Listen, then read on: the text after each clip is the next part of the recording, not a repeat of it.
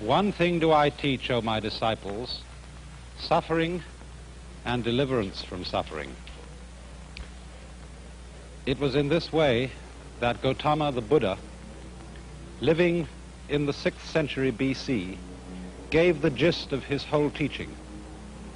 And it's for this reason that many commentators and critics of Buddhism have called it a way of escape, because of its tremendous concern with the problem of human pain as the fundamental problem of life and the means of deliverance from pain. But I believe this is really a very mistaken criticism, because there is nothing that is so much the very essence of suffering as the fear of suffering itself. And if the doctrine of the Buddha were fundamentally based on an obsession to get rid of suffering, it would be a kind of self-contradictory vicious circle. This is very well illustrated by another of those stories which I tell from time to time, where a student came to his master with the question, "It is terribly hot, and how shall we escape the heat?" In other words, this was a symbolic question, asking about the whole problem of the heat of suffering. It is terribly hot, and how shall we escape the heat? And he answered, "Go right down to the bottom of the furnace." "But in the furnace," said the student, "how do we escape the scorching fire?"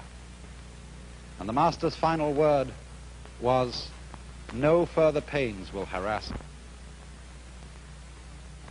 Now you might say then that the attitude of the Buddhist philosophy to suffering is not at all one of turning away from it, of solving the problem of suffering by turning one's back on it and escaping it. Rather, its whole attitude is that the solution to the problem of human pain, whether it be physical or whether it be moral, is to go right into it. Now, in the Buddha's doctrine, pain or suffering in its most general sense is designated by this word dukkha in Sanskrit. Dukkha is the opposite of sukha. And if you break the word down, du here means what is disagreeable, painful, bitter, and ka means condition. Su means what is sweet. So you might say this is bitterness in contrast with sweetness. And the first proposition of the Buddha's teaching, what is called the first of the Four Noble Truths, is the idea that life as we live it is fundamentally dukkha, fundamentally a kind of chronic frustration. And man's effort is always to get rid of this and go to that. But the basic idea of the Buddha was that if you have this, you must have this, because these two contrast with each other. You don't experience this unless you experience this. You don't experience this unless you experience this. So if you go after sweetness, you cannot experience sweetness unless there is always as its background the contrast of bitterness.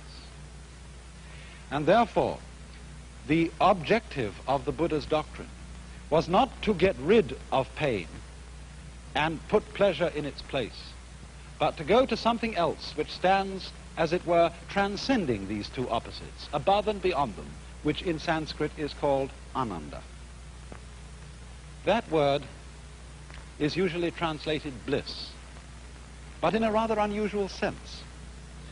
There is a poem, again from the tradition of Chinese Zen, which says, "Under the sword lifted high, there is hell making you tremble.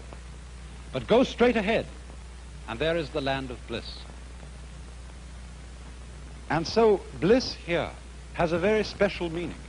It isn't bliss in contrast to agony. And I think probably the best way of translating the word ananda is to use the English word ecstasy. Now, then our problem is simply this. How is it that through a profound going into suffering, that is to say, a profound acceptance of it, there can come out of it some sort of bliss. This is the problem we have to understand. Now, first of all, by way of illustration, I would like you to consider a mild but nevertheless chronic form of suffering which we constantly undergo, the experience of fear. What is fear? What, in other words, when you are afraid, are you actually feeling? A great deal of the doctrine of primitive Buddhism, as we have it recorded from the Buddha's own teachings, is concerned with close attentiveness to one's inner feelings and states of mind. A careful watching of them to find out what they really are. And supposing then you're afraid, what happens to you? Many people, when asked this question, seem strangely unaware. Their thoughts are concentrated on the particular imagination of the feared event happening. In other words, a person is afraid of having a certain sickness, disease, and he keeps thinking of what it might be like to have that disease. But supposing we switch our attention from that and concentrate for a moment on what it simply feels like to be afraid, we find, don't we, that we get a kind of creepy feeling up the spine. We get a sort of sinking or hollow feeling in the pit of the stomach and a clammy sensation in the palms of our hands. Now, as a matter of fact, that's not really very painful, is it? That's all that's the matter with you, and that's the worst that life can do to you at that moment. Furthermore, notice something else, that when you have what you call fear, you have also precisely the same sensations that you have in a totally opposite situation, when you have what we call shudders or thrills of delight. They are the same shudders, the same trembles, sometimes even the same creepy feeling up the spine, the same sinking feeling in the pit of the stomach, that a very profound, positive emotional experience can excite. So that we find that our feelings depend, for their valuation as to whether they be positive or negative, very much as to the context in which they occur. For example, say a father is playing with his boy, and he gives him a slap on the behind. The boy looks around, and if he sees an angry expression on his father's face, he feels hurt. It was painful. But if he sees his father is laughing at him and was just teasing him, it doesn't hurt him at all. And so it is with all our sensations. The way they impress us positively or negatively, as good or bad, depends to a very large extent on the context in which they are set. Take, for example, in a poem like this by the humorous poet Thomas Hood. The poem says, "They went and told the sexton, and the sexton told the bell." Now, it's the same sound told in either case, but its meaning is completely different because of the context in which it occurs. If the second line had said, "and the sexton told the minister," then it would have had the same meaning in both lines. And just as words change their meaning in accordance with their context, so the meaning of what we experience alters contextually. And so it is this, then, that close awareness of our feelings reveals. In the same way, we can say we weep when we are sad, but we also weep for joy. There are tears of joy and tears of sorrow. Exactly the same tears, exactly the same physical sensation, but what a difference the context makes. And therefore the idea of the Buddha was to become delivered from suffering, not by running away from it, but from looking at the actual concrete reality of what we feel and forgetting the context. Now, of course, this is obviously something quite possible in the milder forms of suffering. But what happens when suffering becomes really acute? Perhaps, as an illustration of this, I might turn to a very extraordinary work of art. It is a sculpture of Saint Teresa by Bernini. Look at that face and try and decide what feeling that face is expressing. Is it agony? Is it a rapture of delight which would, as we say, cause one almost to swoon? What is it? Actually, if you look back and see the whole scene, you will see that the saint is confronted by an angel who is piercing her with a dart, the dart representing the divine love. And so the figure represents Saint Teresa in ecstasy, in profound joy, profound delight at the state, the inner feeling of her union with the Godhead. And this is exactly what is meant by Ananda, ecstasy, for pleasure and pain in their most intense forms, both producing that we could call ecstasy. A very striking illustration of this has been given recently. Some of you may have heard of the work of a British obstetrician by the name of Grantley Dick Reed, who has many students among obstetricians in this country. For as you know, the pains of childbirth can be some of the severest pains that a human being can undergo. And the point of Dr. Reed's work has been to show that if you change a woman's attitude to the experience of childbirth, if, in other words, you stop calling these feelings pains, and instead you call them tensions, and if before childbirth you train her to relax, to let go of herself, and as it were, cooperate with the tensions that she's experiencing, the whole character of childbirth can be changed. And many women who have undergone this pre-birth training say afterwards that what they might have expected to be an extremely unpleasant experience turned out to be a profoundly moving experience, even a joyous one. Now, of course, it's pretty clear that we can do something like that when the context of a painful experience is very positive, as it is with childbirth. After all, this is a creative event. But wouldn't it be a very different matter in the case of the pains of death? Would it be possible, for example, to look upon the pains of death as natural tensions and so have an entirely different attitude to them? I don't know why not. After all, we fear death, we have a negative attitude to death, largely because of social conditioning.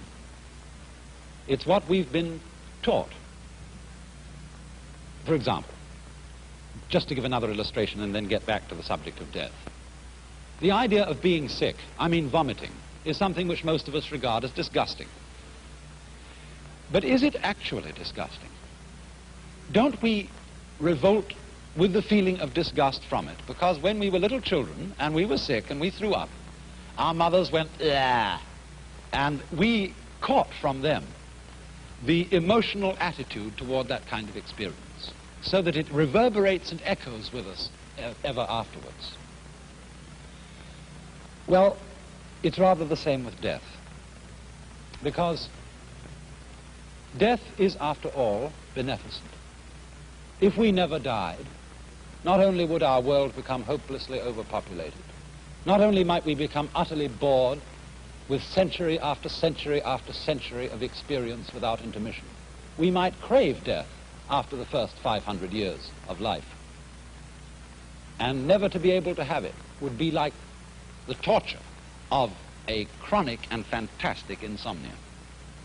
So, if death is fundamentally merciful, if it is natural, if it is something that is just as much an integral part of being a human being as having a head or having hands, then would it not be possible to have a changed attitude to death in any community or society, so that in due course people could begin to look upon the pain attending death in the same way as they can be taught to look upon the pain attending birth? Now, there's another aspect to the problem, and that is that a great deal of our negative attitude to the experience of pain, and acute physical pain I'm speaking of now, is connected with a certain culturally conditioned unwillingness to react to pain in the natural way. In other words, we are afraid of giving in to suffering in the way that our own physical organism suggests to us. We are afraid of crying. We're afraid of screaming. We're afraid of going into those very undignified motions which constitute the human being's reaction in pain. Even though, as I just pointed out, we sometimes have the very same reactions in acute pleasure. But we are fundamentally ashamed of pain because we are taught that giving in to pain, weeping or something like that, is unmanly, sissy, or something like that. Now, it's a very dangerous doctrine that a human being should always be rigid in conditions of suffering. I often like to quote a passage from that Chinese philosopher, Lao Tzu, L-A-O-T-Z-U, which says, "Man at his birth is supple and tender. In death he is rigid and hard.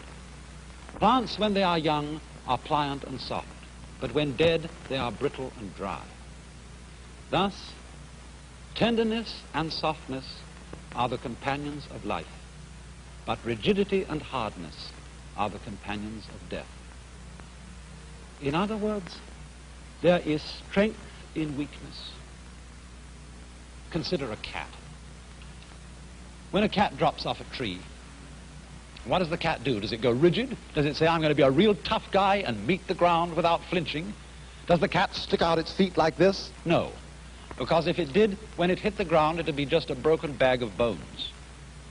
When the cat's in midair, it relaxes. It goes with it. It becomes weak. And so it hits the ground with a soft, heavy thud and is unharmed.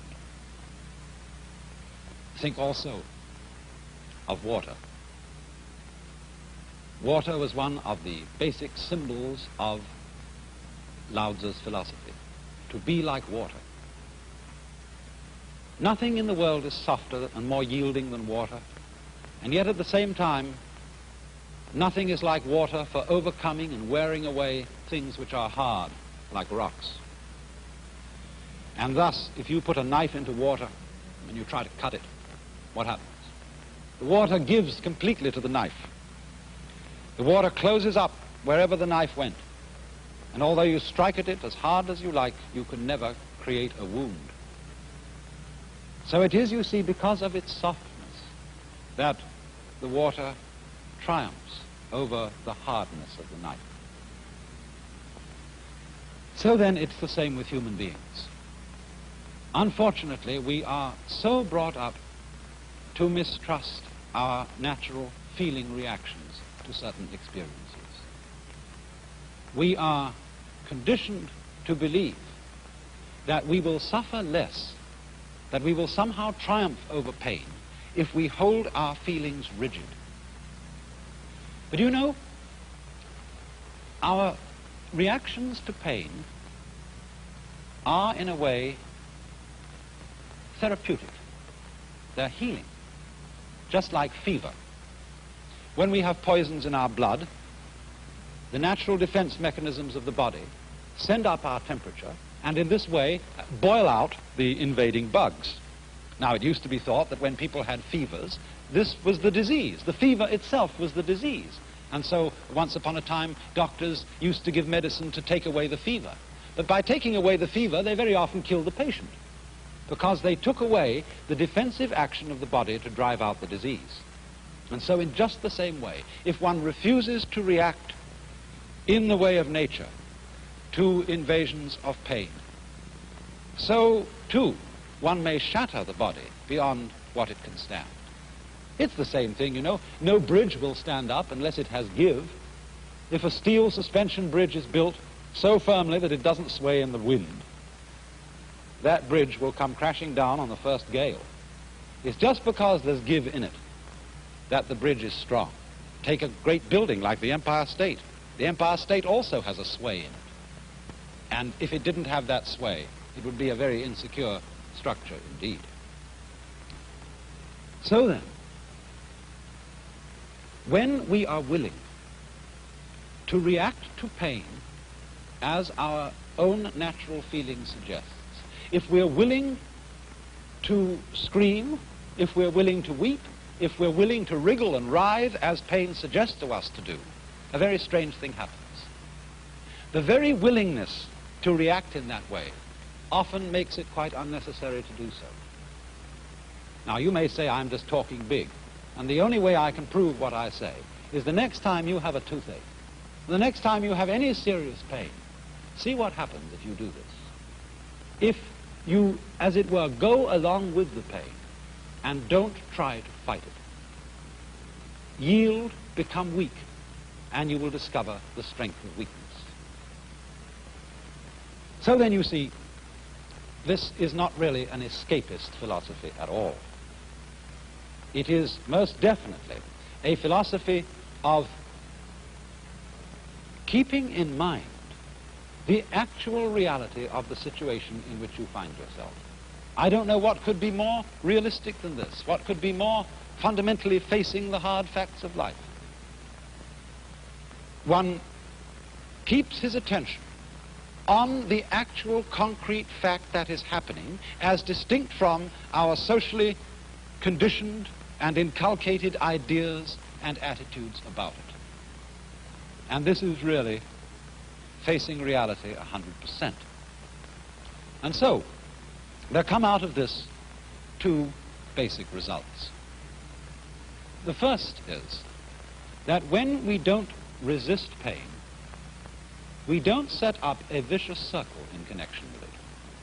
Take the pain of fear again. Supposing you're in a situation where the doctor has told you you have to have an operation. And of course, if you're going to undergo this operation in the best way, you need to be rested, you need to have plenty of sleep, you need to be strong, and so on. Well, fine advice, isn't it? Because the moment you know you've got to have an operation, you're liable to get a bit frightened, and then you know you ought not to be frightened. You ought not to stay awake at nights and worry about it. You need sleep. Then you get afraid, you see, because you're afraid. You're afraid that your fear is going to lead to insomnia and debility, and so you are afraid of being afraid. And then because you see that you are afraid of being afraid, you are afraid because you are afraid because you are afraid. So that worry is always a vicious circle in which you are worrying because you worry, because you worry, because you worry. And this, as it were, builds up a whole chain of reactions which makes the pain of fear worse and worse and worse. So then, if at any point in this link we can, as it were, be willing to be worried, and then you don't worry about being worried. Be willing to be afraid, then you don't have to be afraid of being afraid. And so this, in other words, diminishes the total amount of pain, because it doesn't allow the painful situation to build itself up and up and up and up. In the same way, if somebody stuck a hook into you and you pull away from it, well, the hook goes more deeply into you.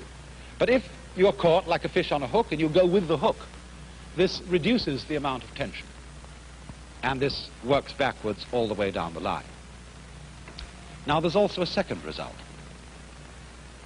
And that is that when our mind, our consciousness, our attention is fully focused on what is, on the actual situation, as I said, we are free from various thoughts about it and associations with it that bring up a context which makes the experience painful. So you might say that this is an attitude of taking things as they come, one at a time.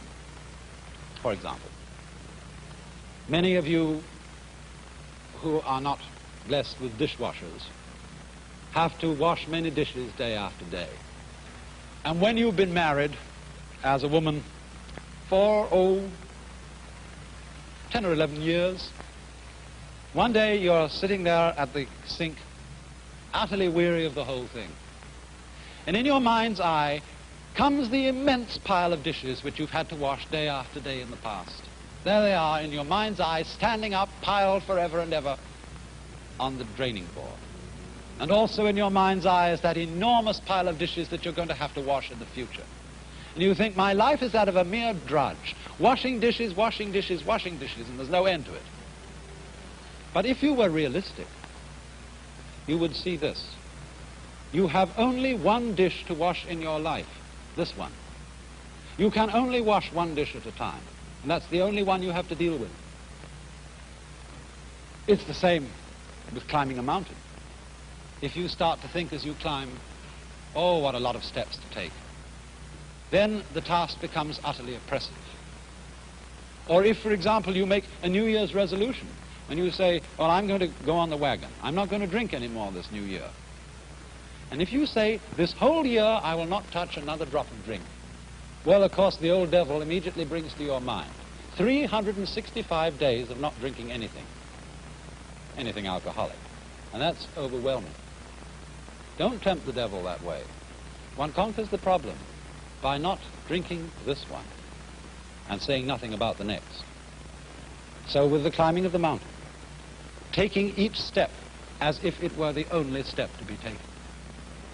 And so, in the situation then, where there is the experience of agony, whether it be physical or whether it be moral, the way out is, in a way, suffering that agony as if this were the only thing in the whole world to be done. By going right down to the bottom of the furnace, no further pains will harass you. It was also so, isn't it, in Dante's Divine Comedy, when Dante and Virgil find their way out of hell by going down to the very center of hell. I like to illustrate this with another of those Zen stories. There was a monk who got news that his mother had died, and he was weeping. And another Buddhist monk said to him, you ought to be ashamed of yourself. You, a monk, still showing worldly attachments by weeping. He said, don't be silly. I'm weeping because I want to weep.